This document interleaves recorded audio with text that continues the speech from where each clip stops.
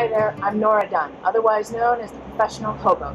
Greetings from Cuenca, Ecuador. We're shooting underneath the Broken Bridge, which is a historical landmark and popular meeting place here in Cuenca, next to the river Tomebamba, which is behind me. Today, I'm going to bring you 22 random facts about the Professional Hobo that you probably didn't know. I've skydived exactly 284 times. When people ask me why I would ever want to jump out of a perfectly good airplane, I suggest they have a closer look to the airplane. Speaking of adrenaline, I used to race motorcycles. Now, by race, I mean I took my sport bike to the track with a bunch of other yahoos with sport bikes, and we all went around and around and around really fast.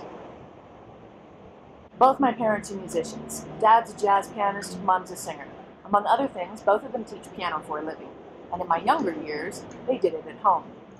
Hence, I had no choice but to be at least somewhat musically inclined from, the womb. I was a concert pianist by, 10. Speaking of music, when I was in middle school, I performed in an amateur opera called The Magic Flute. I played the part of the Queen of the Night, which has a very technical aria, one of the most technical arias out there. It's got, the highest note ever. Unfortunately, when I was in middle school, I was also a little bit overweight. And although singing opera and being portly go well together, they really don't at the age of 13.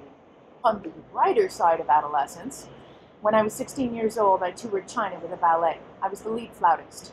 This trip is most certainly one of the reasons why I travel full-time now. Speaking of performing, I used to be a professional actor, singer, dancer.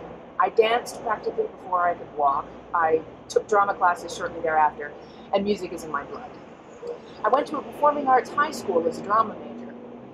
Basically, imagine fame, and yeah, that's where I went. Speaking of fame, later, a few years after high school, I went to a musical theater academy that's like fame on crack. This is the sort of place that turns out Broadway performers. Unfortunately, after a year at the academy, I had to quit dancing because of a chronic hip injury. Speaking of the biz, although I left the biz shortly after that, I did return to it in my late 20s just for fun. Among other things, I was in a movie called The Prize Winner of Defiance, Ohio. Now, you probably haven't heard of this movie because it didn't do spectacularly well in theaters, despite the fact that it's a DreamWorks picture and it stars Julianne Moore and Woody Harrelson, both of whom, by the way, are super cool.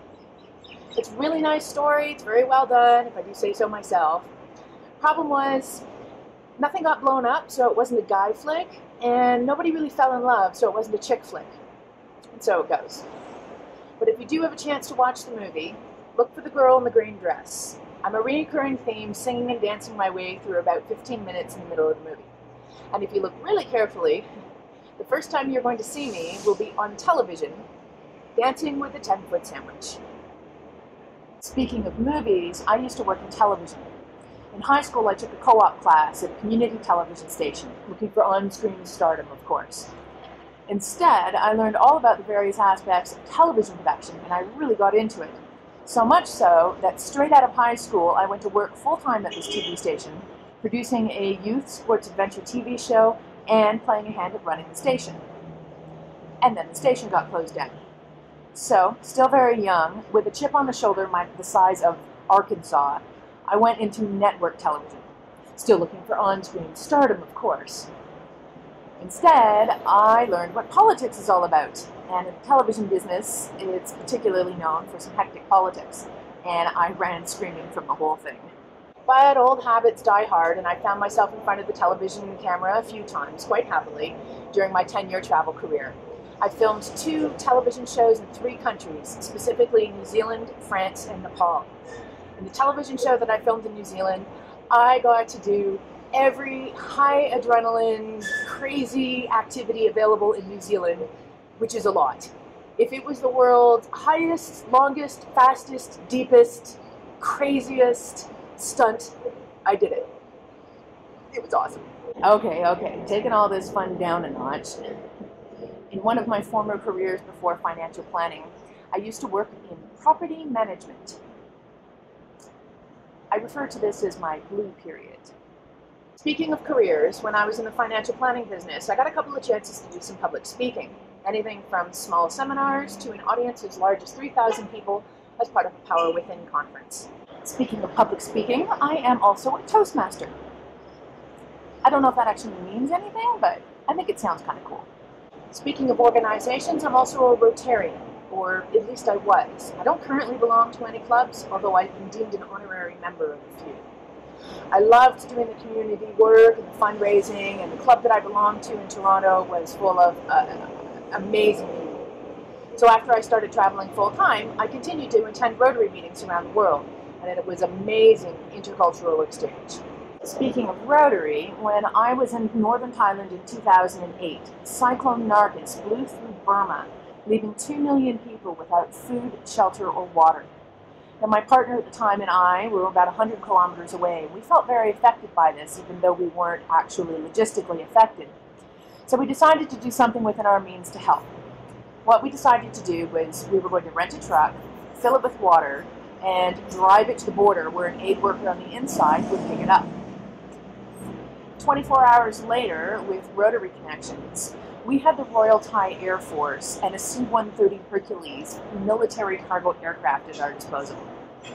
This led us to setting up an international NGO on the fly, quite by accident. Speaking of natural disasters, less than a year later, my partner at the time and I were in the middle of Australia's worst ever natural disaster to date, the Victorian bushfires. We were evacuated from the house that we were living in for well over a month as the fires burned across the mountain range in our backyard.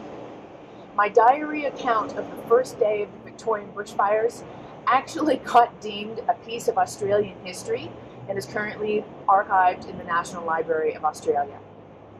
Speaking of bushfires, again working with Rotary, my partner at the time and I helped to set up a warehouse that received all the donations of goods that were coming in from around the country and in turn redistribute them to fire survivors. It was awe-inspiring to see the solidarity of Australians coming together in this time of crisis. The bushfires were kind of the end of my 4-year relationship, 3 years of which we spent traveling together. See, after the work that we did after the bushfires, the Canadian Embassy and the Australian Embassy got together, and as a gesture of thanks, they extended our visas to stay longer and gave us working rights. Now, for me, the working rights didn't mean much because I was a freelance writer, but for my partner at the time, he didn't have a location-independent career and he had run out of money, so he really needed to work. So it was a great blessing. Problem was, with each passing day that he went to work, his roots to Australia grew deeper and deeper, and simultaneously my urge to keep traveling got stronger and stronger. In the end, we cut each other loose so we could each do what it is that we really wanted, and it was definitely a good thing. Speaking of relationships, I was married once, when full-time travel was but a gleam in my eye. Dunn, as in Nora Dunn, is actually my married name. I got rid of the husband but kept the name. Alright, back to travel. I've been traveling full-time for 10 years now, and during that time I've had a couple of home bases, specifically in Australia, Grenada, and Peru. I really like slow travel. I like to spend at least a month in a place that I'm going, for a variety of reasons. Not the least of which is, I like the feeling of living around the world, as opposed to merely traveling through it. And with travel as a lifestyle, I have all the time in the world to be in the world. Speaking of the world, people often ask me what my favorite country is. I don't like this question, and yet, strangely, I can't help myself but to ask other travelers the same question. See, for me, travel is very contextual. Why I like a place might have much more to do with who I'm with, what I'm doing, and how I'm feeling at the time than it actually has anything to do with the place itself. But to answer this question as fairly as possible, 3 places that stick out in my mind that I've been to in the last 10 years would include New Zealand, Switzerland, and Peru. Lastly, I haven't decided if I prefer traveling solo or with somebody. Both have pros and cons. I'm regularly contacted by aspiring solo travelers who are scared shitless about doing it on their own. I totally understand. And fear is a good thing. Keeps us alive, makes us feel alive. I personally like to face my fears as well. I will say, with a little experience under my belt, I no longer feel scared shitless of solo travel. But I would be lying if I said that I didn't get a few extra butterflies in my tummy every time I get on a plane, train, or bus to somewhere new by myself. But this is the fun of travel. Getting over yourself, getting over your fears, and engaging the world head-on in living color. And that's what I'm doing every day, in every way. Getting over myself, getting over my fears, and engaging the world head-on in living color. You can do this whether or not you travel, but it helps.